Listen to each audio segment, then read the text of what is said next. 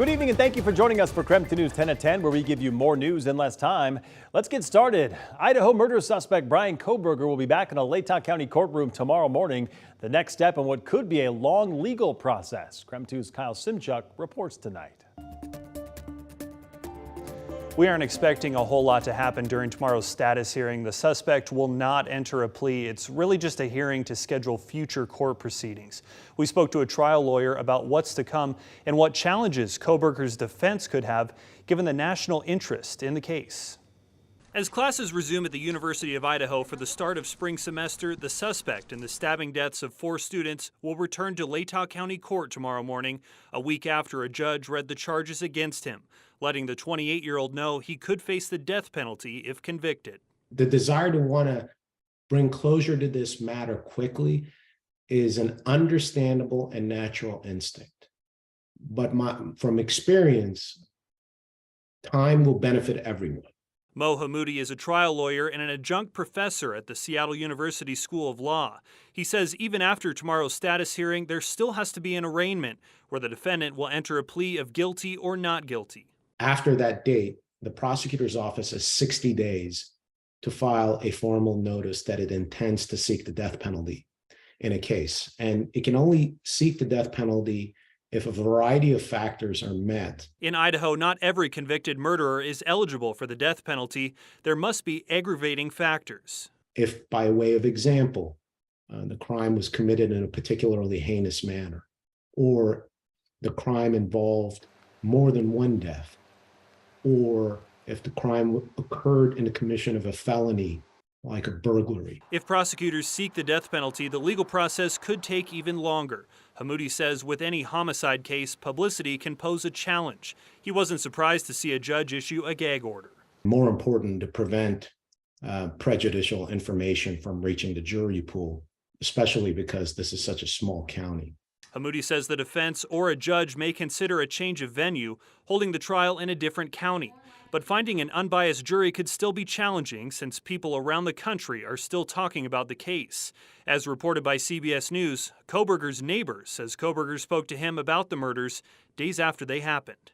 He brought it up in conversation, asked if I had heard about the murders, and which I did, and then he said, yeah, it seems like they have no leads. Kyle Simchuk, KREM 2 News. Also new tonight, the Spokane County Sheriff's Office looking for a woman who reportedly robbed a man and then took off. The victim was treated and released from the hospital for non-life-threatening injuries. Another man was arrested after deputies searched the apartment where the victim was stabbed. He was not related to the incident but had 4 active warrants, they said, for his arrest and a protection order that meant he was not allowed to be at that apartment to begin with. Deputies are still searching for the suspect at this hour. At this point, they have not released a description that we can share with you. Well, the man found guilty of second-degree murder in a road rage shooting death of a Spokane woman is set to be sentenced tomorrow. Richard Huff claimed that he shot 33-year-old Erica Kienes in self-defense during a road rage incident back on May 15th of 2021. He said she confronted him with a knife and then threatened to cut him. In December, the victim's boyfriend took the stand to explain his side of the incident. They were arguing, and I heard a pop, and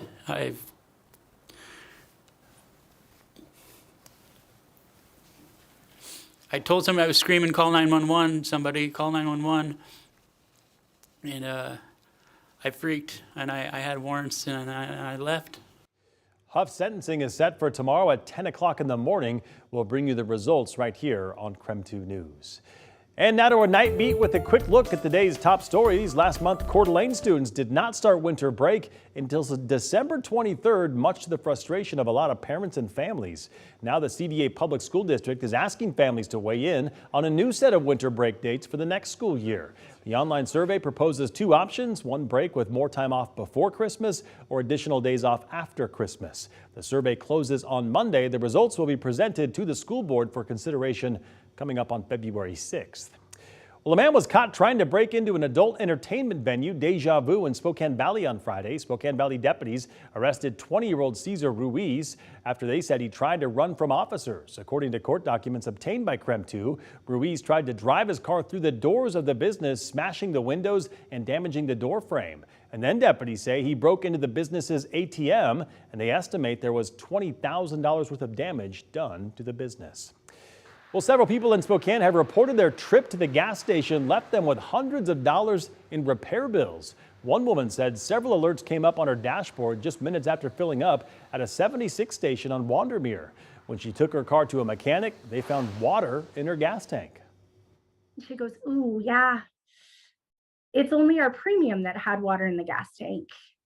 And I said, "Well, it wasn't though, because 5 minutes after I filled up with your fuel, I had water in the gas tank." Her mechanic did confirm her fuel tank was around 1/3 water. We also asked for an on-camera interview with the gas station today. We have not yet heard back from them. Finally, the suspect in the murder of an elderly man in Deer Park appeared in court today. Gary Alt is now charged with first-degree murder and burglary. The victim, 83-year-old Richard Purdy, was found dead in his office by his girlfriend of 12 years, who went to check on him when he didn't show up for dinner. Investigators found an 8 to 10-inch blood-stained survival knife outside the victim's home, which they say had Alt's DNA on it. When investigators matched it, they learned that Alt was already in the Spokane County Jail. And that was your Night Beat. To learn more about any of these stories, just text us the word NIGHT to 509-448-2000, and we'll send them directly to your phone.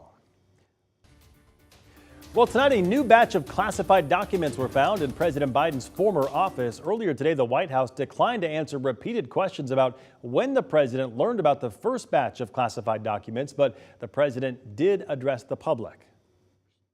People know I take classified documents and classified information seriously. I was briefed about this discovery and surprised to learn that there were any government records that were taken there to that office. This comes 5 months after investigators seized more than 100 classified documents at former President Trump's residence at Mar-a-Lago. Well, new video tonight shows the moment an avalanche in Utah barreled across a major highway. Take a look at that. A snowboarder was nearly caught in the snow but managed to stay above it. The Utah Department of Transportation has since closed the road outside of Salt Lake City for avalanche mitigation. All right, let's talk weather here locally. A lot of us woke up to a little bit of snow on the ground this morning, but it didn't stick around for very long. The bigger story now, though, seems to be those slick driving conditions out there. Let's get straight to Chief Meteorologist Jeremy Legoo for more on that. Jeremy? Well, Mark, temperatures dropping, moisture on the road. It's the same thing we've dealt with the past few nights. But yes, it is very slick as you make your way outside. Believe it or not, temperatures down below freezing, 31, which is about as cool as we get. We're not going to cool off much more, but that still is cold enough that we're talking icy roads. Spokane, Coeur d'Alene, Deer Park, you were down below, but now above. Grand Coulee, similar story. But yes, with temperatures hovering on either side of freezing, it is likely that we have slick roads across much of the inland northwest. Notice how warm it is in the Palouse. That is with our southerly push of moisture. And believe it or not, that little bit of wind out of the south is actually getting rid of some of our fog. We still have it over Snoqualmie Pass thanks to our incoming push of moisture. It's a full-on atmospheric river. Already starting to see rain on the west side, snow over the mountains, but as we head through the night, that'll grow more widespread, eventually reaching eastern Washington tomorrow morning. And then it's all rain by the afternoon as warm temperatures take over, seriously warm at that. Snow levels up to 7,000 feet. That means no worries about snow this weekend. Temperatures in the mid-40s Friday and Saturday. All right, Jeremy, sounds good. We'll check back in with you later in the broadcast. Well, frustrations were high across the country this morning, including right here in Spokane, after a computer glitch delayed thousands of flights all across the country. Overnight, the FAA ordered a ground stop for all departing domestic flights due to a problem with the system that alerts pilots about closed runways, equipment outages, and potential hazards along flight routes. The FAA was able to resume flights at 6 o'clock this morning, but many travelers are still dealing with delays. I didn't know, but I knew something like this was going to come down the line after watching what happened to Southwest, which is unfortunate for a lot of people at Christmas. But, you know, it is what it is. It's a little crazy because we do a lot of traveling for work and everything like that. So knowing that there's going to be delays kind of puts us behind schedule on everything that we do. And that was your KREM 2 News 10 at 10, where you get more news in less time. But don't go to bed just yet. Governor Jay Inslee sat down one-on-one with our sister station tonight. We hear his plans for the ongoing legislative session firsthand coming up after the break. Plus, a new development in the case for Lori Vallow, why she says she is now has an alibi for the night of the murders. We're back in just 90 seconds.